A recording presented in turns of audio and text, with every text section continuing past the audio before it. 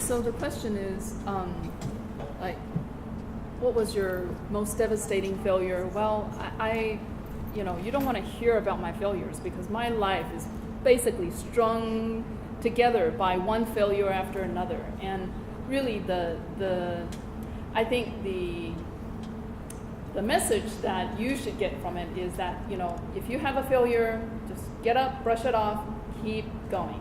Just keep going. Okay.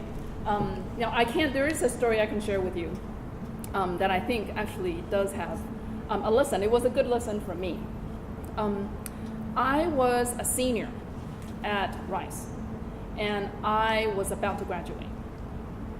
And I won't bore you with the details, but something devastating happened. Just something completely devastating happened. And I had no idea where to turn. I didn't know who was going to help me. I didn't know who to call. And just out of the blue, I happened to know this, he was the vice dean and of course he didn't know me from anybody else. He barely knew my name. And I called him and I said, I don't know who to call, and I'm devastated, and I've got this problem, and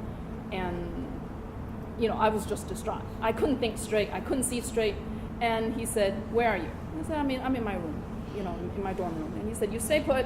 I'll come over to your room and we'll talk about it. So he was in my dorm room in 5 minutes flat.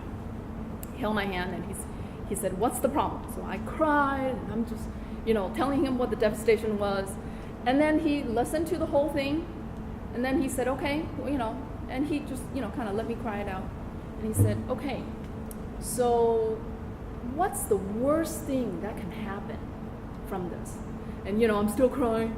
I don't know, and then I kind of collected myself, and I gave him a real scenario of what I think the worst thing that could happen to me, okay?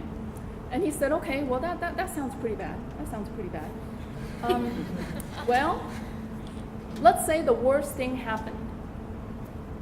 Well, what are you going to be doing in 5 years? And I was like, well, I don't know. I guess I'm going to go to medical school, and in 5 years, hopefully I'll graduate from medical school.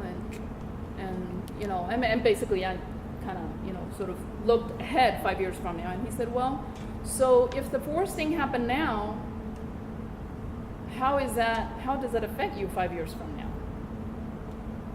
And, I'm still devastated. I'm still crying. And I thought,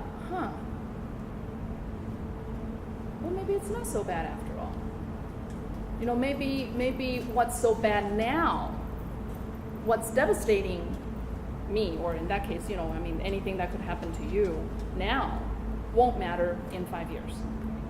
So, I hope that you would take that message. And actually, anytime I run into a brick wall, that's what I say to myself. What's the worst thing that can happen? And how is that going to affect me 5 years from now?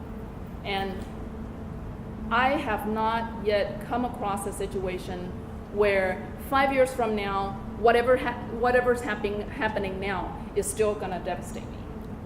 So hopefully that'll be a good lesson for you too.